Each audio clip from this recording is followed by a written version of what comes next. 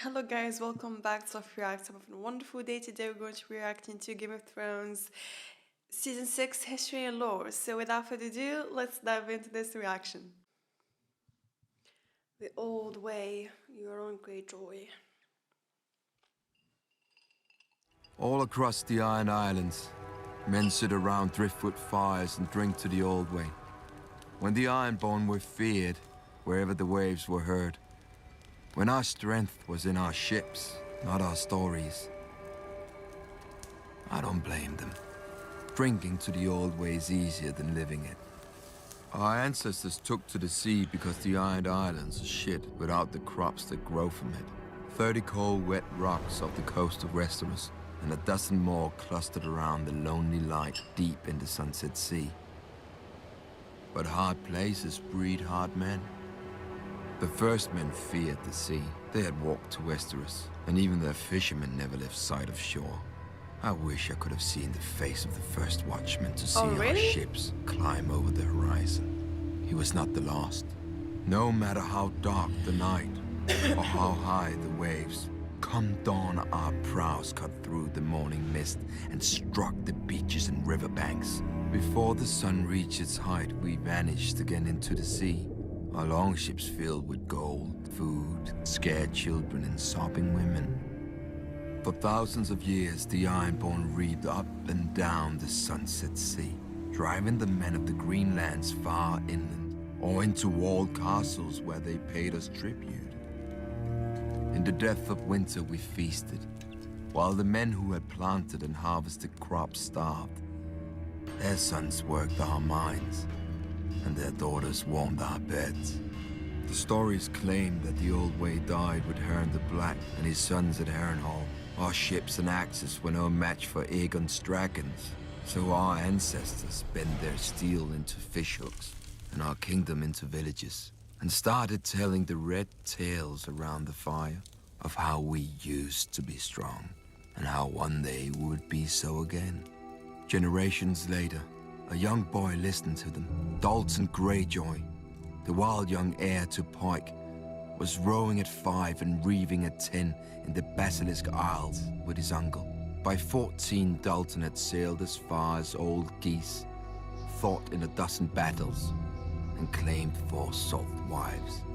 In his 15th year, he avenged his uncle's death in battle, but he took a dozen wounds and emerged from the fight, drenched head to heel in blood. From that day forth, men called him the Red Kraken.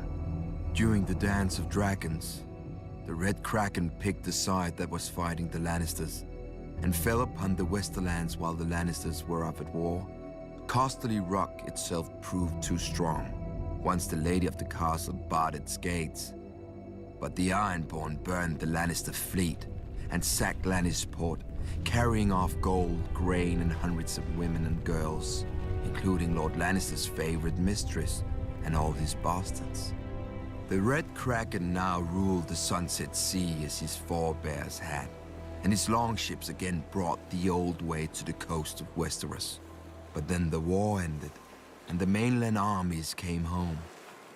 The Iron Throne commanded the Red Kraken to stop reeving, and when he didn't, a mistress opened his throat as he slept. While his son squabbled, the Lannisters sent their soldiers to the Iron Islands. Thousands of men, women, and children were put to the sword, and scores of villages and hundreds of longships were put to the torch.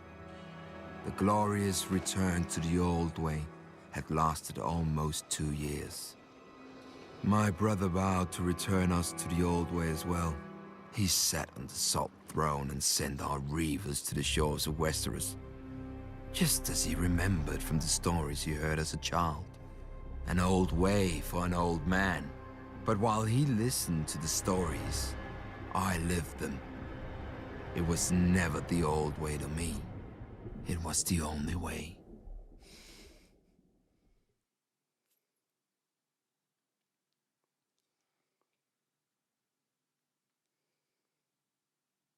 Westeros has 7 kingdoms, but the Iron Islands have hundreds. Every ship on the waves is a kingdom, and every captain on his deck is a king. Mainlanders will bow to a man whose only claim is dropping out of the right cunt. But the Ironborn spend their lives at sea. We know that if a captain is weak, his men drown. If he's foolish, his men drown. But if he's strong, his men carve their names into the world with blood, steel, and song. Any man with a ship may claim the Salt Throne, but the rest of the Ironborn have to give it to him in the Kingsmoot. Our priest claimed the first king of the Iron Islands was the Grey King, who ruled over the sea itself in the dawn of days. He took a mermaid to wife and stole fire from the storm god, and carved the first ship from a demon tree that fed on human flesh. When he died, his 100 sons slaughtered each other until only 16 remained. Since none could overpower the rest in battle, they came together and chose the strongest to be their king. And so began the tradition of the Kingsmoot. A good story for children who don't know that grey is what men become after their strength has fled, or that brothers do not easily submit. Over the centuries, the Kingsmoot has raised the greatest of the Ironborn. Corrid Horror, whose word was law whenever men could smell the salt air or hear the crash of waves. He sacked Old Town and defeated the River King, taking 3 young sons as hostages. When their father's tribute was late, Corrid cut out their hearts with his own hand. When the father marched for vengeance, Corrid smashed his army and gave this River King to the drowned god. Harwin Horror, born to a king who had a fleet he didn't sail and swords he didn't blood. As an unruly and worthless youngest son, Harwin was sent away to the east to vanish, and so he did. But when his father died, Harwin returned to the Iron Islands for the Kingsmoot. An elder brother objected, so an elder brother fell off a horse, and at the Kingsmoot no man objected. Harwin launched his father's ships for Westeros and took 10 times the Iron Islands from its weak lords, who never expected to face an Ironborn king as skilled on land as at sea. For Harwin had reaved with Eastern pirates and served with Eastern sellswords and learned more of war than the Ironborn could imagine. After Aegon and his dragons burned our last king, Harren the Black, and broke our armies, the defeated Ironborn chose my ancestor, Vecon Greyjoy, as Lord of the Iron Islands. This is how the Greyjoys came to For centuries after, leadership. the Kingsmoot was a joke that the Islands. Ironborn didn't get. When a Lord Greyjoy died, the captains would meet and choose his eldest son to succeed him. Of course, they argued over it just long enough to show they weren't now like the very mainlanders they despised.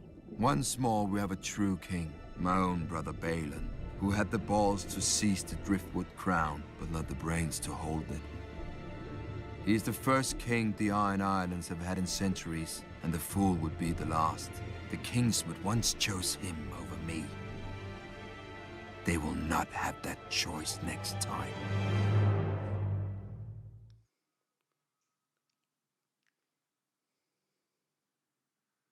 Yeah, given how you murdered him. Circling the Jade Sea is the dream of every merchant. On the other side is the Golden Empire of Yeti, which was ancient when the Valyrians were still fucking goats. Even its ruins dwarf every city in Westeros. And its princes are said to live in houses of solid gold and feast on meat powdered with pearls and jade. Foolish talk. If it were true, I would have visited them long ago. But a bold merchant will risk 2 years for one voyage, to fatten his holds with spices, gems, and silks, so that he never wants for anything again. To be fair, many never do, because my ship, Silence, finds them on their return. Their merchant dreams look so pitiful poured out on my decks. Not enough for any lifetime but their own. Traders from the Summer Islands make tougher prey. Not even the Silence can run down their sworn ships on the open sea.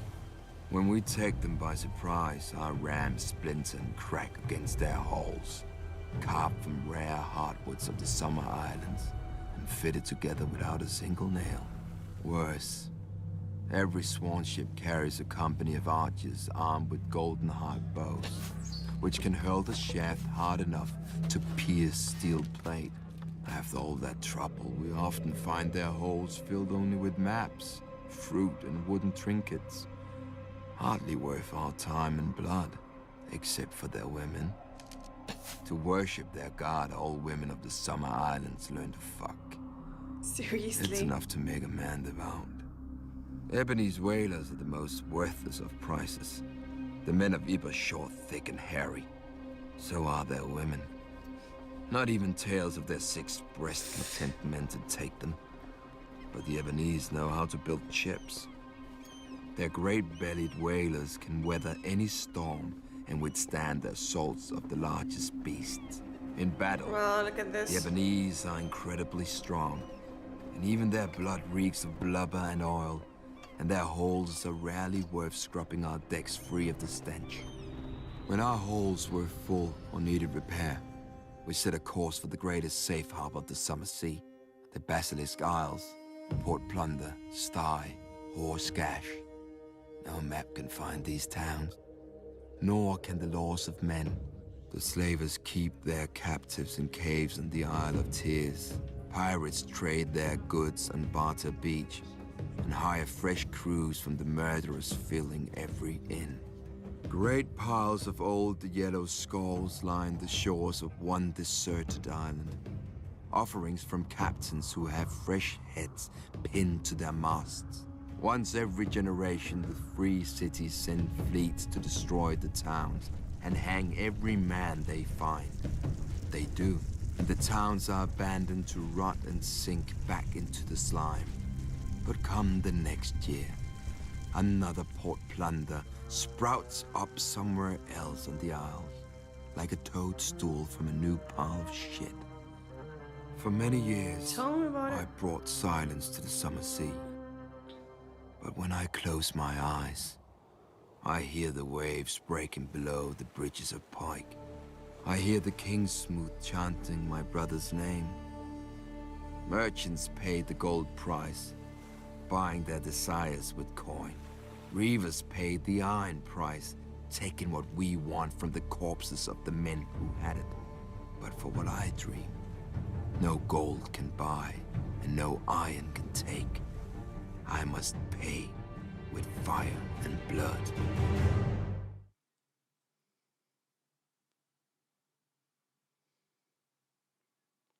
Brother Ray? The Who's War that? of the Nine-Penny Kings, they called it. But I never saw a king or earned a penny. After the war ended, I heard it all started when an exiled royal bastard raised an army of sellswords, and the rightful king sent his own army to stop an invasion. Sounds simple the way the maesters tell it, but an army isn't like a dog that comes when you whistle. The king I calls recognize on the great voice. Who's lords, that? who call on lesser lords, who send out their captains to round up all the peasant men on the land the lord claims to own. If the lord is wise and generous, his new soldiers are given steel swords and wooden shields to fight his battles. Most of our army fought with sharp sticks. Singers still sing of the valiant heroes made in the war. Sir Brynden Tully, the Blackfish, Sir Tywin Lannister, and Prince Aerys Targaryen, Sir Barristan Selmy the Bold, who slew the bastard Pretender and ended the war at a stroke. But the king whose crown we were defending never came. He mattered too much, I suppose. His hand commanded the crown's armies and died valiantly in his son's arms. Or so the singers say. I never saw that either. I did see the soldiers when they came to our village. They declared I was too young to fight, but my brothers and friends were all going and I wouldn't be left behind. My oldest brother said I could be his squire, though he wasn't a knight, just a potboy armed with a stolen kitchen knife. He'd never need it. I saw him collapse on the march from fever, along with many from our village. I saw our shoes fall apart on the road, our clothes rot off our bodies, and half of us shitting our beds from the sickness and fear. And then we got to the war. In the stepstones, I saw a mace cave in my last brother's head. I saw the lord who led us there cut down, and some other lords shout that we were his now. One day I looked around and realized all my friends and kin were gone. I was fighting beside strangers under a banner I'd never seen. Didn't know where I was or how to get home. When a lord rode up shouting at us to form ranks with our scythes and hoes, I couldn't remember which side I was on. Then the knights came down on us, faceless men, all in steel, and the thunder of their charge filled the world. I closed my eyes. Years later, after the war had faded into songs, I opened them again and saw what I had done and what I had become in the war and since. I went looking for a way back home. I know I'll never reach it, but that doesn't mean I don't need a guide.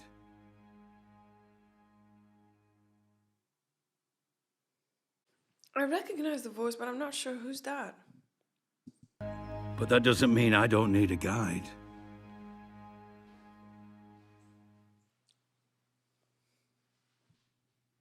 Brother Ray. Great journey. I don't know. Years ago, Mirarit. in the height of summer, my father told my brother and me a story. He only told it once, and he refused to speak of it ever again. When he was a young man, in the year of the false spring, a great southern lord held the largest tourney Westeros had ever seen, in the largest castle Westeros had ever seen. Knights and lords from across the 7 kingdoms made their way, drawn by the spectacle and the size of the champion's purse. Even the king was rumoured to be attending, though none had seen him in years. Ours is a small house, and my father had come only to be part of the magnificence, whose like he'd never see again. One afternoon, he was walking across the field, enjoying the warm spring day, when he was set upon by 3 squires. None were older than 15, yet all were bigger than him. This was their world, as they saw it, and he had no right to be there. They snatched away his spear and knocked him to the ground, cursing him for a frog-eater. Every time he tried to rise, they shoved him down and kicked him when he curled up on the ground. But then they heard a shout. "That's my father's man you're kicking!" howled the she-wolf. Lyanna Stark, the young daughter of Lord Rickard Stark, Warden of the North and my father's liege lord. Lyanna laid into the squires with a tourney sword, scattering them all. My father was bruised and bloodied, so she took him back to her tent She to was clean a his cuts and warrior. bind them up with linen. There, he met her brothers, Wild Brandon, who led them, the quiet Eddard, and Benjen, who was the youngest Quiet of the 4. Eddard. That evening, there was to be a feast in Harrenhal to mark the opening of the tourney, and Lyanna insisted that my father attend, as he was of high birth with as much a right to a place on the bench as any other man. She was not easy to refuse, this wolf maid, so my father borrowed suitable clothes from Benjen and went up to the great castle. Under Harren's great roof, my father ate and drank with his fellow Northmen. A black brother beseeched the knights to join the Night's Watch, to snickers and smiles. Prince Rhaegar sang a song so sad that it brought Prince tears to Rhaegar Lyanna's there? eyes. But when Benjen teased her for it, she poured wine over his head. Lord What? tears to Lyanna. Prince Rhaegar sang a song so sad that it brought tears to Lyanna's eyes. She definitely was in love with him and ran away with him. By the way, I'm watching this after I watch episode 5. For YouTube, I'm gonna post this after I post episode 1 of season 7. So yeah, in episode 5, they've made quite a revelation. And now that I'm watching this, hearing how Lyanna cried after listening to Rhaegar's song. Yeah. Anyways, guys, for you who are watching this on YouTube, who might be confused, I know I should have watched this after I finished season 6, but things happened and I couldn't watch this. But, you know, yeah, I just wanted to make it clear that I'm watching this after I've just watched episode 5. Anyway. Eyes. But when Benjen teased her for it, she poured wine over his head. Lord Baratheon drank down a night of skulls and kisses in a wine cup war. My father remembered a beautiful woman with purple eyes, who danced with Sir Barristan Selmy and several others. As the end of the evening approached, Brandon Stark asked her for one more dance on his shy brother's behalf. And so, Eddard Stark shared the last dance of the celebration with Lady Ashara Dane. Abruptly, the hall went quiet. The Mad King had come after all, and was now entering the hall with his Kingsguard. He hadn't left the Red Keep in years, and none could believe the state of him. His long yellow fingernails, tangled beard, and ropes of unwashed, matted hair made his madness plain to all. Nor was his behavior that of a sane man, for in the blink of an eye he could go from hysterical laughter to weeping to rage. But when he commanded Sir Jaime Lannister to kneel before him and swear the oath of the Kingsguard before half the lords of the realm, a cheer burst from the crowd. For Sir Jaime was much admired for his courage, gallantry, and skill with a sword. Amidst all this merriment, my father spied the 3 squires who'd attacked him, attending their knights. Lyanna saw them too, and pointed them out to her brothers. "I could find you a horse and some armor that might fit," Benjen offered. My father thanked him, but gave no answer. Our people sit a boat more often than a horse, and our hands are made for oars, not lances. Much as he wished to have his vengeance, he feared he would only make a fool of himself and shame his people. Eddard had offered my father a place in his tent that night, but before my father slept, he knelt on the lake shore, looking across the water to the Isle of Faces, and said a prayer to the old gods. The next day in the tourney, the 3 knights whose squires had beaten my father unseated their opponents and earned a place among the champions. But late in the afternoon, as the shadows grew long, a mystery knight appeared in the lists. He was short and clad in ill-fitting armor cobbled together from different suits. On his shield was painted a heart tree of the old gods, a white weirwood with a laughing red face. The mystery knight dipped his lance before the king and rode to the end of the lists, where the 5 champions had their pavilions. You can guess the 3 he challenged. Whoever the mystery knight was, the old gods gave strength to his arm. All 3 knights fell before him. None were well loved, so the common folk cheered the Knight of the Laughing Tree, as the new champion was soon called. When his fallen foes sought to ransom their horses and armor, the Knight of the Laughing Tree's voice boomed through his helm and told them, "Teach your squires honor. That shall be ransom enough." Once the defeated knights chastised their squire. Why do I have a feeling that this mystery knight is Lyanna herself? That she stepped up on behalf of Mira's father to teach those squires some manners. Sharply, their horses and armor were returned. And so, my father's prayer was answered. The king was furious. In his madness, he suspected a traitor in his midst. Perhaps even the newly made Sir Jaime Lannister, whom he had already sent back to the Red Keep.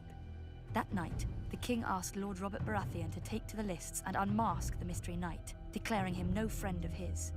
But the next morning, when the heralds blew their trumpets and the king took his seat, the Knight of the Laughing Tree had vanished.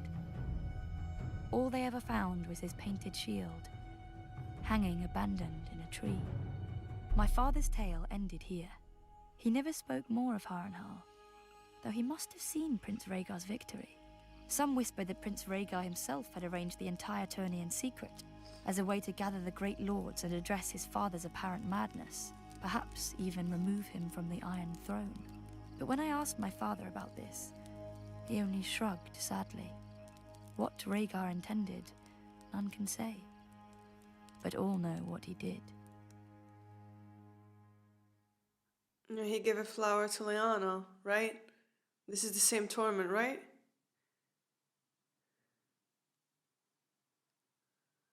Kingslayer. A word every man and woman in Westeros spits at me, though many can't even name the king I slayed. I understand. To them, I'm a symbol of everything they'll never have and a warning that'll never apply, so they can loathe me from the safety of their small lives. But when a dog goes mad, we put it down. Why not a king? I was never supposed to be on the Kingsguard. Oh, as a boy, I dreamed of the White Cloak like all boys, but I was heir to Tywin Lannister, Hand of the King. If he forbade the tides, the waves would cease. Then I was 15, and my father was congratulating me on my new knighthood in the Red Keep. I wonder if that was the last time he was proud of me. That night, there was a knock on my door, and I opened it to find my sister Cersei disguised as a simple serving girl. I hadn't seen her since my father had taken her to court when she was 12. She had grown up, as had I. Don't tell me this is when it all started. But she could arrange for them to raise me to the Kingsguard so I could stay in the city with her. All I had to do was agree. I made the obvious objections. Our family, our father, Casterly Rock. until she asked, "Is it a rock you want, or me?" Come morning, she had my consent. She was 12, I would man. join the King's Guard for her. I would forswear my lands and title for her. I would forsake our family for her. Soon, a royal raven commanded my father to present me to the king during the great tourney at Harrenhal to say my vows. My father erupted in fury. He could not object openly, but he resigned the handship and returned to Casterly Rock, taking Cersei with him. Instead of being together, Cersei and I exchanged places. Then, everything started to fall apart. At Harrenhal, King Aerys made a great show of my investiture. I knelt before him in gleaming armor and swore the oath of the King's Guard. When Sir Gerald Hightower raised me up and put the white cloak on my shoulders, So he took the white cloak for Cersei, man. a roar went up from the crowd. I admit, despite my father's anger, I was happy and foolish.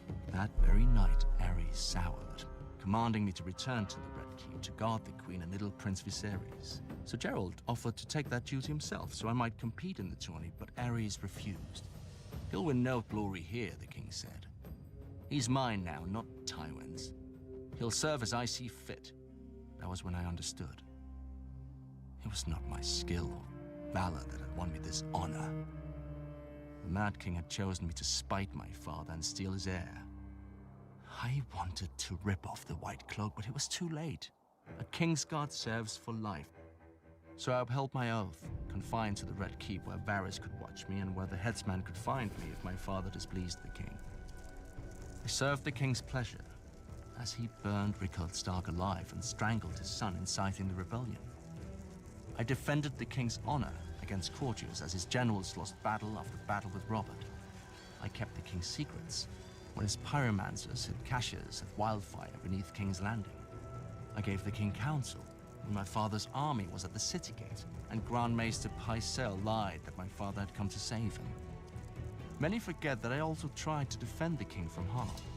When the Lannister soldiers poured through the gates, it fell to me to hold the Red Keep as the only King's Guard in the city. I knew we were lost and sent to Aerys, asking his leave to make terms. My man came back with a royal command. Bring me your father's head if you are no traitor. Aerys would have no yielding. His pyromancer was with him, my messenger said. I knew what that meant. Aerys Targaryen was alone in his throne room when I found him, picking at his scabbed and bleeding hands. The fool was always cutting himself on the Iron Throne. Burn them, he kept muttering. Aerys had decided to let Robert be king after all, over the charred bones and ashes of King's Landing. He must have thought his pyromancer was near enough to obey him, but I'd killed him a few minutes before in the courtyard. As I approached the throne, sanity flashed behind the king's eyes for a moment, just long enough to read the look in mine. His eyes grew huge and the royal mouth drooped open in shock. He turned and ran. A single thrust was all it took to end the greatest dynasty the world had ever seen. Beneath the empty eyes of the dead dragons on the walls, the last dragon king squealed like a pig and shat himself. So easy, I thought. A king should die harder than this. My father's knights burst into the hall in time to see the last of it, so there was no way for me to vanish and let some braggart steal the glory or blame. I knew at once when I saw the way they looked at me, it would be blame. Lannister or no, I'd been one of Aerys' King's Guard. I commanded them to announce that the Mad King was dead and to spare all those who yielded. They asked me if they should proclaim a new king as well. I knew what they meant. Would it be my father or Robert Baratheon or maybe the child Viserys who'd fled to Dragonstone? A Targaryen boy king with my father's hand to rule in truth. I thought of how Ned Stark and Robert Baratheon would howl at this end to their great heroic war, and I was tempted. Then I glanced down again at Aerys, his life's blood oozing from the wound and pooling on the floor around him. Proclaim who you bloody well like, I said. I climbed the steps to the Iron Throne and sat on it with my sword across my knees, waiting to see who would come to claim the kingdom. Holy moly.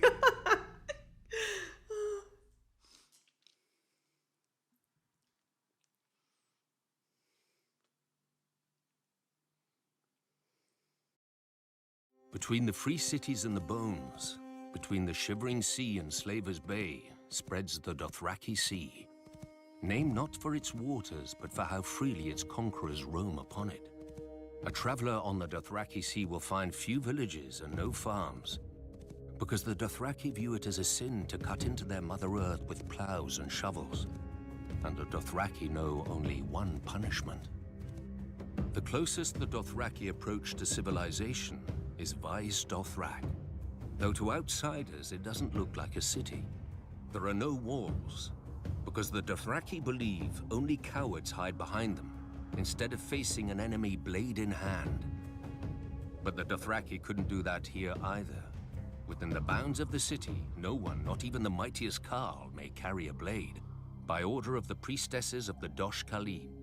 Not that any enemy would be foolish enough to attack the sacred city of the Dothraki in the first place. Two giant bronze stallions rear over the entrance to the city, their hooves meeting in the air to form an arch, the famous Horse Gate.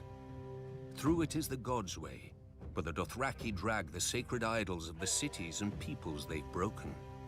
Along one side, stone gods look down on you from cracked thrones with chipped and stained faces, their names lost to time.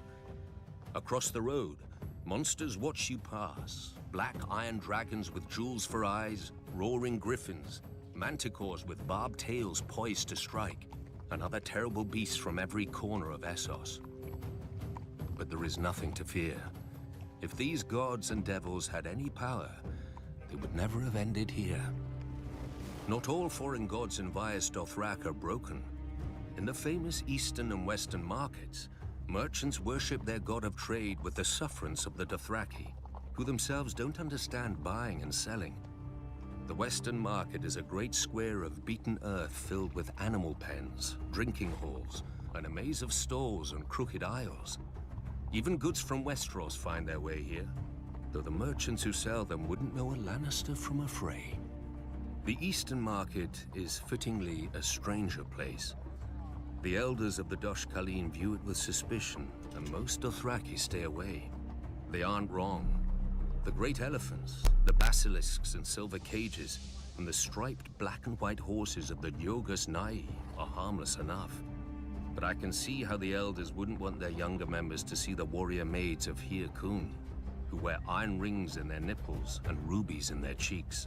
Or listen to the Shadow Men, who cover their bodies with tattoos and hide their faces behind masks and whisper dark secrets for a price. This is all of Vais Dothrak that foreigners ever know. For only Dothraki are permitted into the inner city, where the Dosh Khaleen live out their lives. A blood rider, drunk on fermented mare's milk, once told me that the Dosh Khaleen are stewards.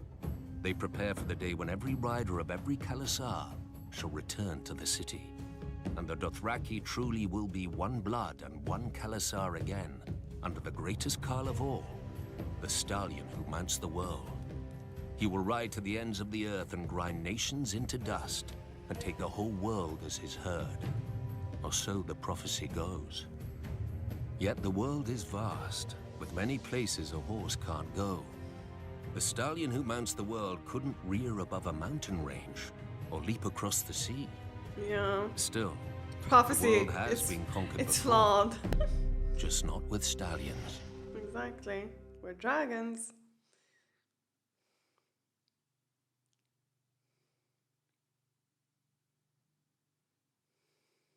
The Doom took Valyria in minutes, but the rest of Essos wasn't so lucky. Out of the east swarmed the Dothraki, and there were no dragons to push them back. The Dothraki tide slammed first into the Sarnori, who called themselves the Tall Men, and whose ancient kingdom dominated the grasslands of Essos. The Tall Men at first scorned the Horse Lords as uncivilized barbarians, which they were. But Khal Mengo had united all of them into one Khalasar with one aim: to trample the world beneath their hooves and take other peoples as their herd. One by one, the cities of the Tall Men were overwhelmed. Still, they wouldn't unite against the Dothraki. Men are so savage. Many didn't believe the tales of the rare survivors. No army could move so fast or strike so quickly. They didn't know that the Dothraki live in the saddle, and have such command over their horses that they seem to have 4 legs, not 2. Where most archers fire from foot, the Dothraki fire from horseback. Charging or retreating, it makes no matter, they are just as deadly. But the Dothraki prefer close combat, howling for blood as they ride down their enemies with their araks, and there were so many of them. When Carl Mango's son, Carl Moro, laid waste to the waterfall city of Sathar, renaming it the Place of Wailing Children, the tall men finally realized their peril. Led by a High King, they assembled a great army to break the Khals once and for all, and met the Dothraki on what would ever after be known as the Field of Crows. The 4 Khals commanded almost 80,000 horsemen between them. The tall men had 100,000 foot soldiers, 10,000 armored riders, 10,000 light horsemen, and 6,000 scythed chariots. As battle was joined, the earth-shattering advance of the tall men's chariots smashed through the center of the Dothraki horde, the spinning blades on their wheels slicing through the legs of the Dothraki horses. When one Khal went down before them, cut to pieces and trampled, his Khalasar broke and fled. The chariots thundered after the fleeing horsemen, and the High King and his armored riders plunged in after them, followed by their foot soldiers waving their spears and screaming in victory. But it was a trap. The Dothraki were not fleeing, as the tall men realized when the horse lords suddenly turned their horses and unleashed a storm of arrows. 2 more Khalasars swept down on the tall men's flanks, while another attacked them from the rear, cutting off their retreat. Completely encircled, the High King and his mighty hosts were destroyed. The tall men had stood for thousands of years. Now the crows feasted on their corpses, as the Dothraki squabbled over their valuables. The common wisdom is that the Dothraki tide finally broke upon the spears of the Unsullied at Quohor, saving Essos from the Horse Lords. In truth, the days when the Dothraki could threaten the entire world had already passed. The great Khalasar forged by Carl Mengo had splintered into a dozen hordes after the death of the last great Khal, and the riders had resumed their petty feuds. The grasslands of Essos are now called the Dothraki Sea, but no more nations drown in it. Still, the Dothraki priestesses, the Dosh Kalin, prophesied that one day the Dothraki will gather at Vaes Dothrak, their holy capital, and unite once more under the greatest Khal of them all, the stallion who mounts the world. He will lead their people to the ends of the earth and grind all nations to dust beneath them. Oh my god. I knew a Khaleesi who the priestesses said would give birth to this stallion. She didn't. No doubt the Dosh Kalin had made the same prophecy before and will again. World conquest is an alluring dream, but few who dream it ever wake to its reality. Yet could the Dothraki, united behind one great leader, conquer the world? When I first came to Essos, I laughed at the idea. But now, most armies are either sellswords, paid to fight, and refuse to die, or peasants called up from the fields and hovels. How long would those armies stand against the charge of 100,000 screamers howling for blood? How well would boiled leather jerkins and mailed shirts protect them when the arrows fall like rain?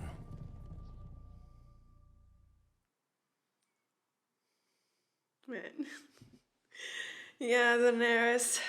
When Jaime said to The North is the when Jaime said to Cersei that the Dothraki killed their men for sport, like, they're deadly. of the Seven Kingdoms, but House Stark has not always held it. When Bran the Builder raised Winterfell and founded our line, we were vassals to the Barrow Kings, who claimed descent from the First King and thus dominion over all the First Men. But after the Long Night, it was our house who built the wall and set the Night's Watch to guard the realms of men, whilst our king sat in his barrow. My ancestors eventually revolted, waging what singers call the Thousand Years' War didn't to know free our that. lands. Other families joined us, recognizing I thought that for the some North is reason that the Starks always, ruled Winterfell. cold the and North. hard land and needed a king who served its people before himself. Finally, the last Barrow King bent the knee, and House Stark became the kings of winter. Yet we were kings in name only, for by then the North had fractured into petty kingdoms, and my ancestors would struggle to unite it again for thousands of years. Roderick Stark wrestled an Ironborn lord for Bear Island and granted it to House Mormont when he won. A younger son of our family, Carlon Stark, won his own keep after he put down a rebellion and founded House Karstark, one of the most powerful in the north.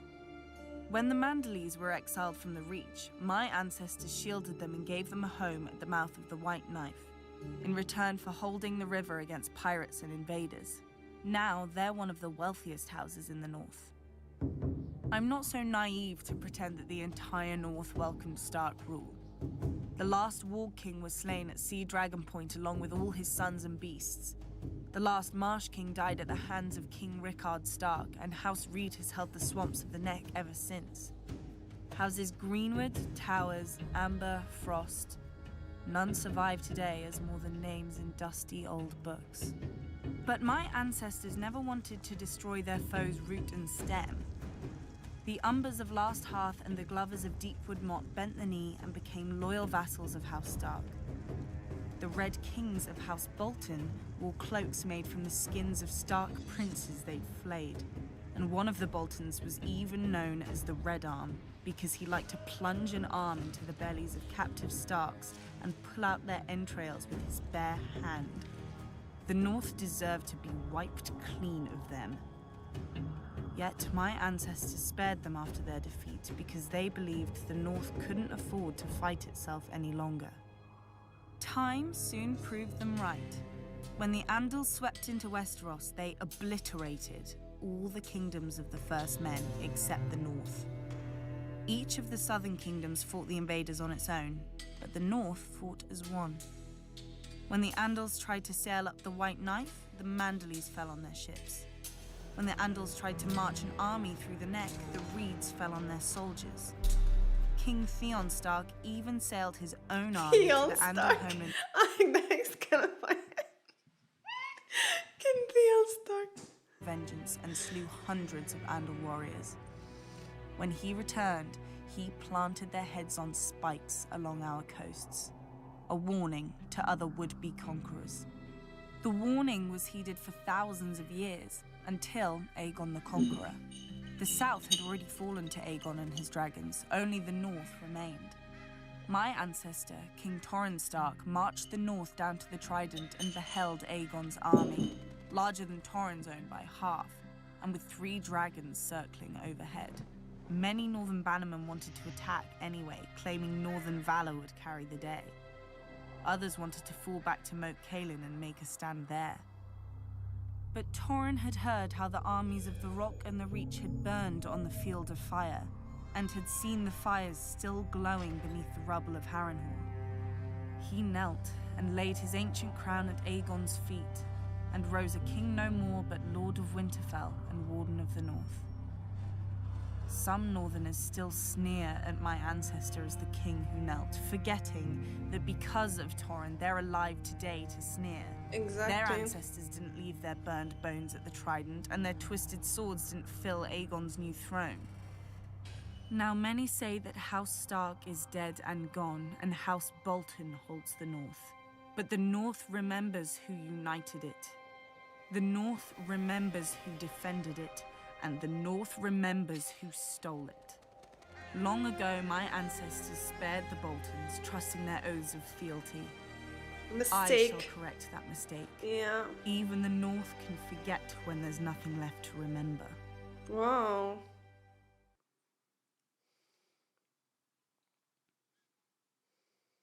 Three-eyed raven. War did not come to Westeros with men. In the That's dawn gonna of be days, Bran. the children of the forest fought the giants. But neither race sought to destroy the other, or lay claim to the continent. They couldn't. The children hunted and fought with dragon glass arrows and spears, and the giants had only the branches they pulled from trees. Nor could both races fill more than one of the 7 kingdoms of today. Then the southern deserts coughed up a new race, the First Men, who had crossed the narrow sea over the Arm of Dorne.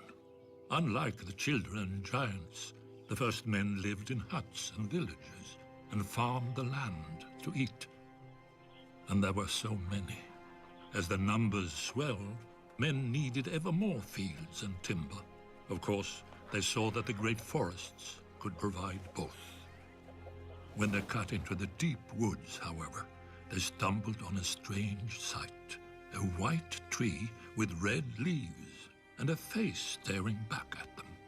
At first, they were afraid, but the face never spoke, even when the axe bit into it.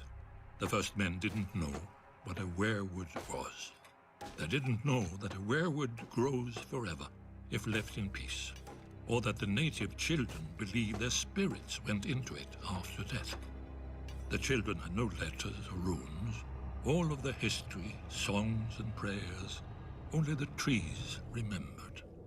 When the children looked at the cleared fields, they saw not white stumps, but their ancestors now lost forever, with their bones stolen to line the invaders' walls.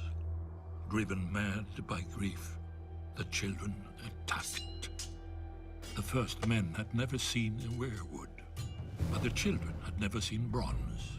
Their dragon-glass arrows glanced off the first men's shields, and their armor of woven bark split beneath the first men's swords. As the war raged, the children resorted to the one advantage they had, the magic of their old gods. Their green seers enlisted dire wolves and snow bears, cave lions and eagles, mammoths and serpents. In return, the first men cut down and burned every werewood they could find, fearing that the children would spy on them through the faces in the trees. The children became desperate. Their green seers called down the Hammer of Waters to break the Arm of Dawn, destroying the bridge that men crossed into Westeros, and to flood the neck to contain men to the south. But the first men would not be stopped. Fearing extinction, the children combined their powers for one last spell that would save their people and their land from the invaders. The one last spell that went completely wrong. The children were too few to resist the onslaught. But if they could turn men's numbers against them? After hundreds of years and untold death and destruction, the wisest heads of the children and the first men finally prevailed. The children couldn't win this war, and the first men didn't want to win, fearing the costs of victory. Heroes and rulers on both sides met upon an isle in the god's eye to form the pact. The children gave up all the lands of Westeros, save for the deep forests, and the first men swore that they would no longer cut down the weirwoods. Thus ended the dawn. I really feel bad for the children of the forest, the man. age of heroes. Yet after the dawn must come the night. The great evil that the children unleashed in the war returned centuries later, and only an alliance between the children and men defeated it. Now it comes again, when the children are a shadow of what they were, and men have long forgotten. But the trees remember, and Brandon Stark must learn. Or, as we watched the first men, so we will watch the last.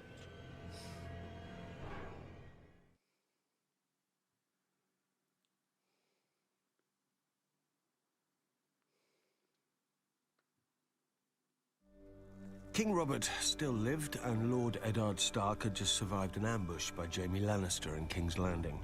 We were the King's men, charged by the King's hand to bring the King's justice to the false knight Gregor Clegane, who was raping and murdering the King's subjects in the Riverlands. To be honest, I cared more about the King's cellars, but I joined Lord Beric for the adventure. And maybe a grateful milkmaid or two.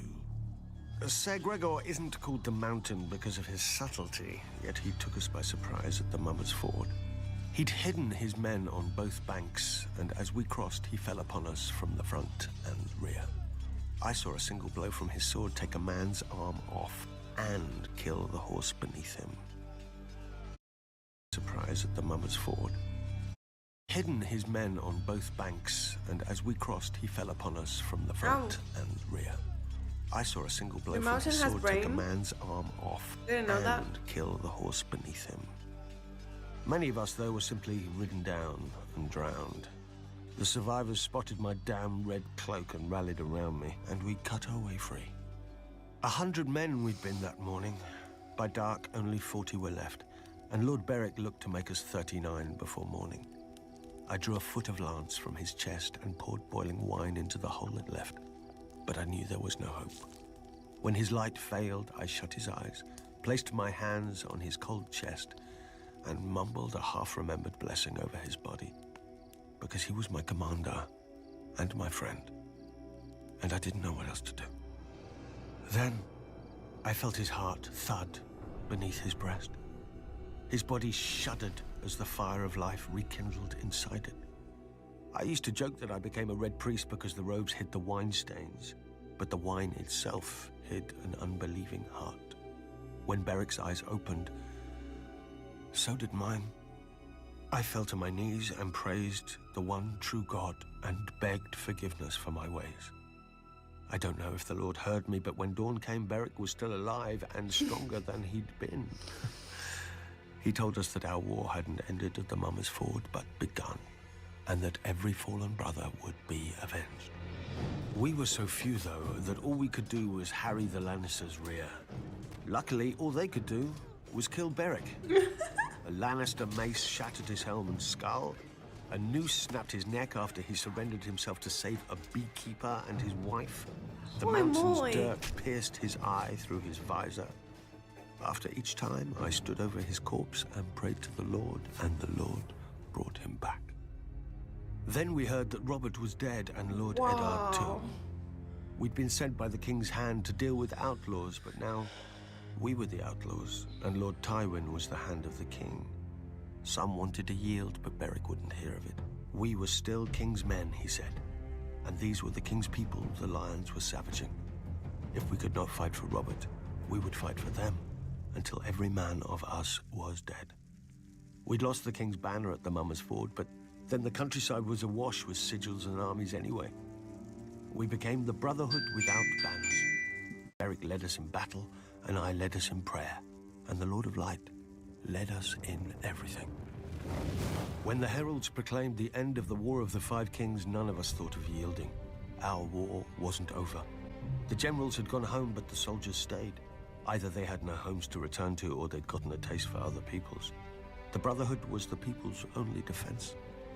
We became the brothers of murdered siblings, husbands of murdered wives, and fathers of murdered children, led by a murdered man. Once we sought to bring the king's justice to the realm. Now we bring the Lord's, or at least we try. Wow.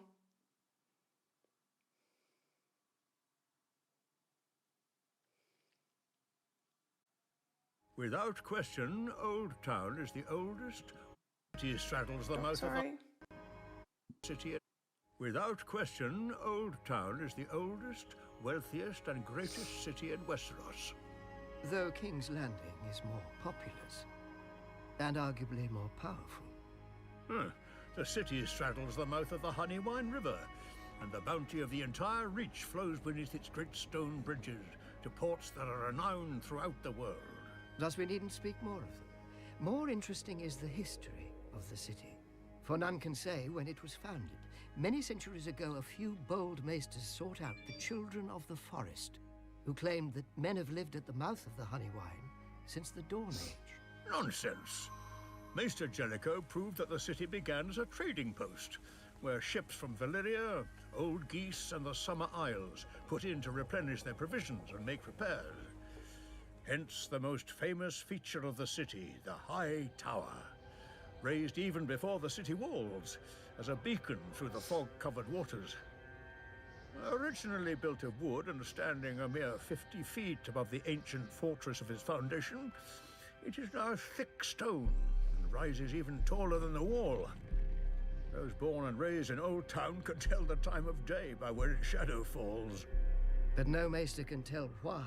Even in our oldest records, the island on which it stands is called Battle Isle. What battle was fought there, and when? As for the ancient fortress that forms the tower's base, its walls and interiors are all of solid black stone with no hints of joins or mortar, and no chisel marks of any kind. We know it predates the tower itself by thousands of years, but who built it? How? And against what? The maesters who have studied it declare it to be a Valyrian construction, akin to Dragonstone and the Black Walls of Volantis. As is well known, the Dragon Lords of Valyria could turn stone to liquid with dragon flame to shape as they wished. Didn't one Archmaester link the fortress to the vanished maze makers? Love the dialogue.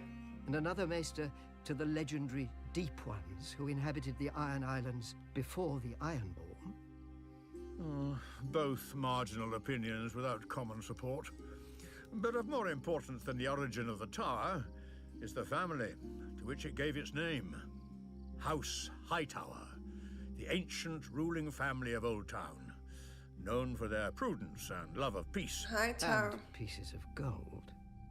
During the Age of Heroes, when Lymond Hightower saw the Gardener Kings conquering the Reach, he didn't beat them on the battlefield, but in the They God's didn't mention Wood. Hightower before. He bound his house to theirs by marriage, and transformed House Hightower from wealthy but first time I relatively hear of minor it. kings to the greatest lords of the Reach. Thanks to Lord Lymond's foresight, Highgarden has always defended Old Town, allowing the Hightowers to focus on higher pursuits such as learning and trade. On that we agree. When the Andals invaded Westeros, Lord Dorian Hightower Kyburn told his and wife of Pycelle 20 agree on years something. that wars are bad for trade. And to make his point, traded her for a young Andal princess. When Aegon the Conqueror was earning his name, House Hightower traded its loyalty to the Gardeners for his confirmation of their rights, welcoming him with open arms and open gates. House Hightower bent the knee to Aegon to spare the city from his dragons. I would think such insinuations and insults beneath even you, Qyburn. And again, mockery of one's betters is the trade of fools. I wouldn't know. Perhaps if I'd studied at the Citadel as long as you, Grand Maester. The Citadel is the greatest seat of learning in the known world. Without it, and the maesters it trains, Westeros would be a land of superstition and ignorance. Like the ignorance that shrouds the Citadel's own birth? Even without records, we have more than enough reason to believe that the Citadel began as a court of scholars and priests, assembled by a second son of House Hightower. When he died, his elder brother raised the Citadel so that wise men would always have a home in Westeros and could continue the inquiries and debates that had given such joy to his younger brother. His little brother's pets, as legend has it, he called them, and so the maesters have remained, only their masters have changed. Now they serve every lord with a castle, for a fee, of course, whilst the Citadel serves its own importance. Every word you speak merely validates your own expulsion from our ranks. Knowledge is validation enough. I assumed the world's greatest minds would agree, and perhaps they would if I'd met them. Old Town is a city for old men and old beliefs. But the world is changing. No matter how high the tower, the clouds will not hold it up if the ground shifts beneath it. Nice one. The mountain. Eddard Stark! As a boy, even I dreamed sometimes of being not a Stark. Oh, it's Jon Eddard Stark. I thought it's gonna be Sean Bean narrating this. Oh my god, they had me for a moment there. Where it hit the ground, and there he raised his castle. A fantastic story, I know, but House Dane has a relic to prove it. Dawn, the most famous sword in Westeros. Forged from the fallen star's cold heart, and as strong and sharp as Valyrian steel. Many houses have ancestral swords passed from father to eldest son, like my own family's Ice. But Dawn doesn't pass to the Lord of House Dane by right. To wield Dawn, a knight of their house must first be deemed worthy. It doesn't matter if he's the Lord, a younger brother, or a distant cousin. If none are found to be worthy, the blade stays on the mantle in Starfall until the next generation. But Dawn hasn't rested there often. From House Dane have risen some of the greatest warriors in Westeros. Vorian Dane, who was a king and the greatest knight in Dawn before he was defeated by Nymeria. Because of his honor and his prowess, she sent him to the wall in golden fetters and took his heir as her husband. Joffrey Dane, who answered Aegon the Conqueror's demand to submit by invading Aegon's 7 kingdoms and marching an army to the gates of Old Town, where Aegon had been crowned. And the greatest of them all, Sir Arthur Dane, yeah. the Sword of the Morning. During the reign of the Mad King, a band of outlaws calling themselves the Kingswood Brotherhood terrorized the forest outside of King's Landing. Every force sent after them either returned empty-handed or vanished into the woods, never to be seen again. The king was furious. Is it the only me?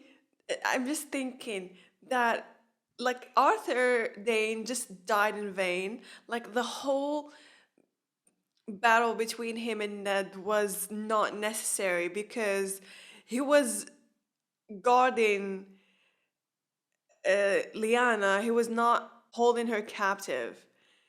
And Ned is her brother. If he could have just, he could have just let Ned go to the tower and, see her.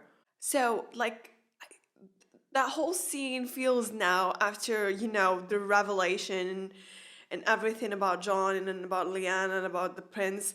It just, makes me think it was completely unnecessary, Sir Arthur of his own Kingsguard to deal with the threat. Sir Arthur didn't put the villagers to the question or set fire to the woods to smoke out the Brotherhood, as other forces had done. He paid the small folk for the food his men ate, brought their grievances to the king, even won them the right to take a few of the king's deer during the autumn. The forest folk had looked to the outlaws to defend them, but Sir Arthur did more for them than the outlaws could ever hope to do. When a villager led Sir Arthur and his knights to the outlaws' secret camp, the Brotherhood, to their credit, didn't flee. One of their leaders, the Smiling Knight, was a madman. Cruelty and honor jumbled together.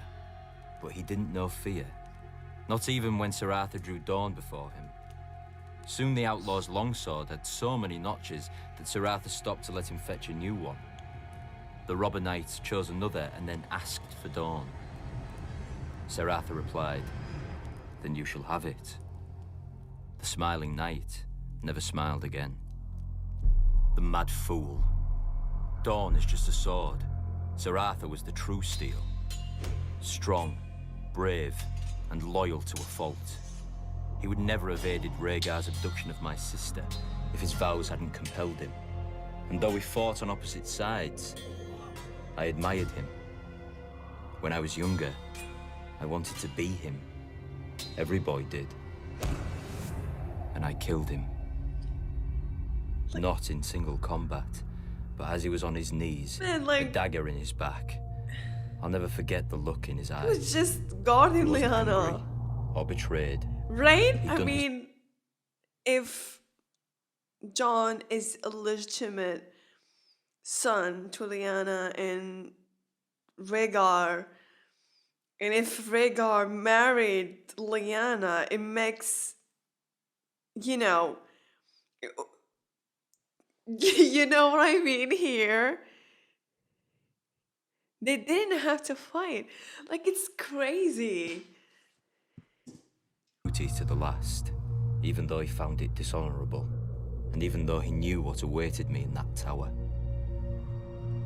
Sir Arthur Dane died the greatest knight who ever lived. After Robert's coronation, I returned Dawn to Starfall. One day, House Dane will raise a worthy successor to Sir Arthur. Until then, Dawn gathers dust above the fire. Oh, no successor claimed Dawn after Arthur? Dream of every boy Seriously? in Westeros. The little birds. Men called me the Spider long before I came to Westeros. As a young thief in Pentos, I seemed to have 8 hands, each dipped into a stranger's pocket. But the other thieves didn't appreciate my skill, and they had size and strength that I couldn't match. When they discovered why, I was beaten and told that a eunuch boy doesn't belong in the streets, but in the brothels, as any slaver would know. I managed to escape them, and took to sleeping in the sewers by day and prowling the rooftops by night. Barely one step ahead of starvation, much less slavery. Then I met Illyrio Mapatis. He was a bravo who lived by his sword, but his mind was sharper than his blade. I proposed an arrangement. I would spy on lesser thieves and steal their takings. Illyrio would offer help to the thieves' victims, promising to recover their valuables for a fee. Soon every honest man knew to come to Illyrio, whilst the city's cut purses sought me, half to sell me what they had stolen, and the other half to slit my throat. Sadly for them, Illyrio needed my throat more than he needed theirs. Most thieves, like most men, are fools who think no further than turning a night's plunder into wine. Luckily, as the other thieves had reminded me, I was not a man. Nor were those I hired with the gold we earned. I chose the smallest orphan boys and girls, the ones who were as quick and quiet as me, and taught them to climb walls and slip down chimneys. My little birds left the shiny trinkets for common thieves, and instead stole letters, ledgers, and charts. Secrets are worth far more than silver or sapphires. Later, I taught my little birds to read the letters themselves and leave them where they lay, so no one would know of our intrusion.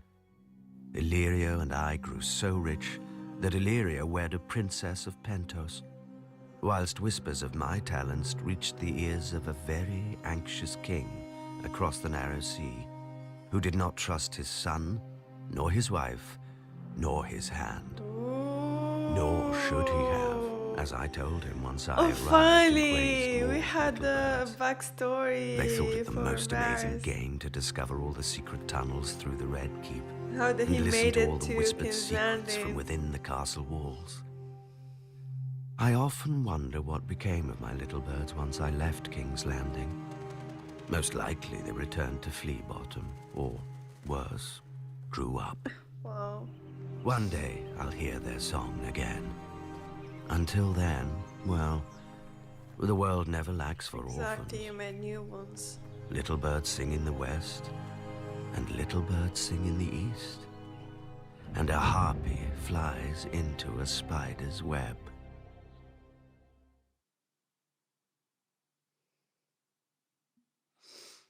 Knights of the Vale. No army in the Seven Kingdoms can match the pride and chivalry of the Knights of the Vale. After all, they were the first true knights in Westeros. The Knights of the Vale were originally the Knights of Andalos, an eastern nation whose people invaded Westeros thousands of years ago.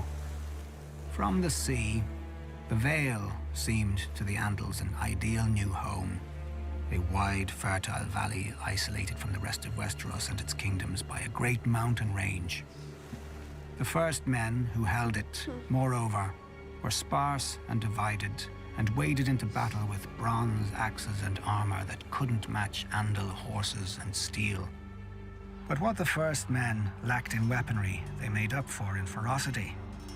Finally uniting behind King Robur Royce, the first men smashed the Andals in battle after battle, reclaiming the Vale and pushing the invaders back to the sea from whence they'd come. Learning from the first men, the remaining Andals united behind a leader of their own, not a king or a lord, but a knight who'd been born in the Vale and knew it as well as the first men. Sir Artus Arryn, known as the Falcon Knight. The armies of the first men and the Andals met beneath the Giant's John lance to Arryn's decide the fate of ancestor? the Vale. Sir Artus had many more mounted knights than the first men who preferred to fight on foot. But the first men had seized the high ground, digging trenches in front of their ranks and lining them with sharpened stakes smeared with offal and excrement.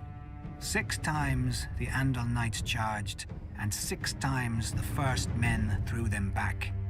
But on the 7th, a fearsome Andal warrior broke through the ranks of the first men, and the Andals rushed through the gap.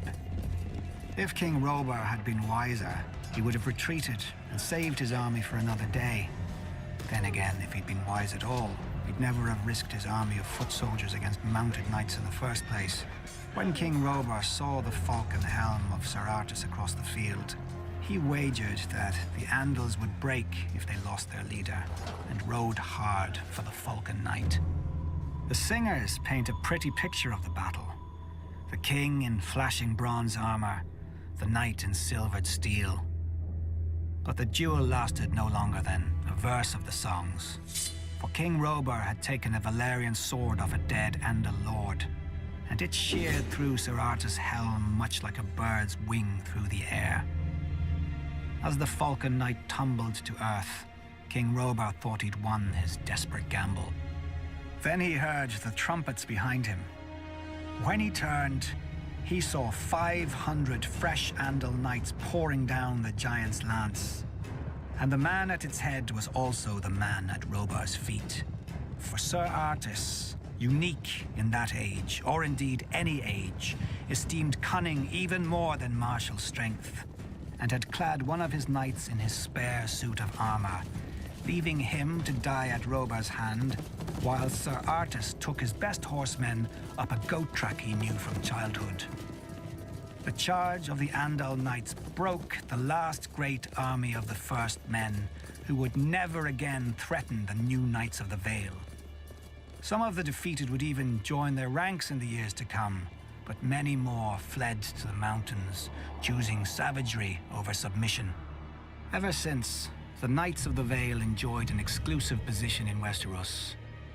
They could sally forth from the Vale at will, knowing that if battle went against them, they could retreat through the Bloody Gate, where no army could follow. Until the dragons changed the game. When Aegon the Conqueror landed in Westeros, the Queen Regent of the Vale shut the Bloody Gate against the Targaryens and massed the Knights of the Vale behind it to lock it.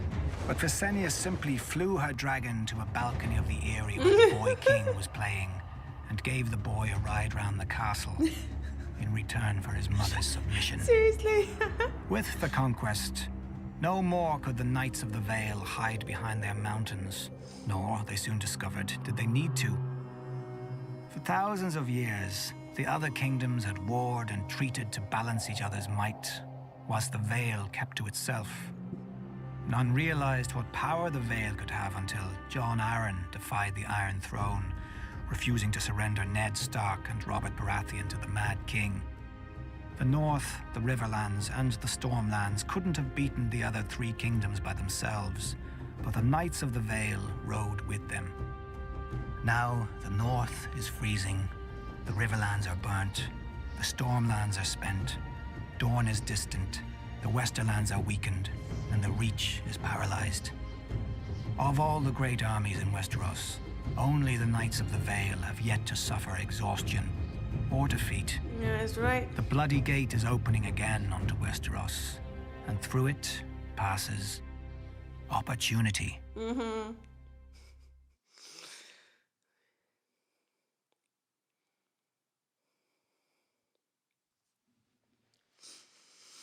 Most houses take wild beasts for their sigils, calling themselves bears, lions, or stags, as if a cloth banner could make them so. That isn't the way of House Tarly. Our sigil is the huntsman pulling his bow, and it isn't some idle fancy. As soon as a son of House Tarly can hold a spoon, he gets a bow. As soon as the boy can sit a horse, his father takes him on a hunt. They return with a stag, a buck, a boar, a brace of pheasant, even if it takes days. Even if it takes a week. Even if it takes the boy's whole life. Oh my god. Horn Hill is ours. A fitting home for one of the oldest and most honorable families of the Reach. Legend has it that Harlan the Hunter and Herndon of the Horn, two sons of Garth the Green Hand, raised the castle in the Age of Heroes and shared a home and a wife for 100 years. Shared a home and a wife. Most of the great houses spout such nonsense about their origins. At least my family doesn't claim some long-lost ancient crown like the rest of them. House Tarly breeds soldiers, not kings. When House Gardner ruled the Reach, we served them well and loyally. When House Gardner died, and Aegon gave the Reach to their stewards, the Tyrells, we served them well and loyally. We know our place, even if the Tyrell women don't. When Aegon's son faced rebellion from the Vulture King of Dawn, my ancestor, Savage Sam Tarly, led the royal forces on a vulture hunt. Heartsbane, our ancestral Valyrian sword and the pride of our house, soon ran red from point to hilt with rebel blood. When Robert Baratheon rebelled against Aerys, I led the Tyrell van and handed him his only defeat in the war at Ashford. But a hunter knows that a moment's slip can cost him the game. Great houses have fallen from a single weak heir. Samwell looked like a son when he was born, but he grew up plump and soft as a daughter. I'd catch him in the kitchen shoving cakes into his ever-growing mouth, or reading in the garden when he was supposed to be training. I brought masters at arms from all over Westeros to make a man of him. He slept in chainmail, bathed in bull's blood, was dressed in his mother's clothes and paraded through the castle to shame him into valor. He only grew fatter and more craven. Oh man. I despaired of the future of our house until my wife gave me another boy, Dickon, a real son and worthy heir. Or he would have been if Sam wasn't squatting in his way. One morning, I had Sam brought into the woods outside the castle. Yeah. I told him he'd given me... The irony after watching episode 5. He got what he wanted. Like, he got the son that he wanted in Dickon, and Dickon chose to, like, given him being the son that Lord Tarly wanted, he chose to die alongside with him. Now the house that he tried to protect at all costs is no longer. Caused at his own end, but Heartsbane should go to a man strong enough to wield her. And Sam wasn't worthy to touch her hilt. Either he would take the black and renounce all claim to his brother's sword and title, or I would hunt him down like the pig he was. Of course, faced with danger and exertion, he chose the coward's path. Coward's path. And waddled north to the wall. Some oh my may God. call me cruel for what I did, but I don't care. I am responsible for House Tarly, as my father was before me and his father before him. If the hunter returns with empty hands, his what family had come to House Tarly? Like, so ironic, man. starves. If the warrior carries an empty scabbard, his home burns. House Tarly has stood for thousands of years. It will not fall on my watch. No matter how many tears my family sheds. This is so funny, man. Reverend Blackfish. In the long and glorious history of men butchering each other, we riverfolk make the best meat. How else can you explain why anyone would stay in a land of constant carnage for thousands of years? If it wasn't the first men killing the children of the forest here, it was the Andals killing the first men and then each other. Even when the Riverlands finally united behind the kings of House Justman, the unusual silence of peace attracted the Stormlords, Westermen, and those bloody Arnborn to try and take our grain, gold. The problem is, and has always been, that the Riverlands have no natural defences. Unlike the North, we don't have the neck to keep invaders waist-deep in muck. Unlike the Vale, we don't have mountains with narrow passes easily defended by stable boys with slings. Unlike Dawn, we don't have a blazing sun and, well, the Dornish. My ancestors may have had a funny taste in sigils, but they knew one thing. If you plan on staying in the Riverlands, you'd better have a strong castle. My ancestor, Axel Tully, bright man that he was, realized that most soldiers can't swim, and raised his castle of Riverrun where the Red Fork and the Tumblestone rivers meet. He built right up to the water on each side, daring attackers to force a crossing. If they wore armor, they'd drown.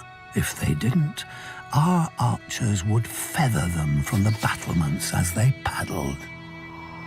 An army could still assault Riverrun from the west, however, so my ancestors dug a wide moat along our western wall, connecting the rivers on either side of the castle. When any would-be conquerors showed up, we opened a series of gates and flooded the moat, transforming Riverrun into an island fortress with enough stores to last years. As the invaders starved in their camps, they'd watch us fish off our walls, just for variety. And because we were bored, eventually they all skulked home. In the 1,000 years that Riverrun has stood, not once has it been taken by force. It's a proper castle. You want it? You have to marry into it. You want to see Even how the to damn marry into Freys it. knew that much. Up-jump toll collectors living on a bridge instead of beneath it like the rest of their kind. But finally, a Lord of the Crossing passed off one of his brood to his liege lord, House Tully. My nephew Edmure. People say Lord Walder arranged the Red Wedding to punish Robb Stark. I say he did it just as much to steal Riverrun. They've always envied our castle. He made that clear. Maybe they think 2 rivers can wash off the filth that coats them. They'll never know. The Lannisters could grant Riverrun to the Freys for 1,000 years, but that doesn't mean they can have it. Do you think it was hard to convince Tully's soldiers to turn against the Freys? Do you think we won't enjoy watching them simper as winter bears down on their pitiful camp? I even carved a new fishing rod for the occasion. When the starving Freys look up at our walls, we'll wave our trouts at them. He's savage. He was savage, man.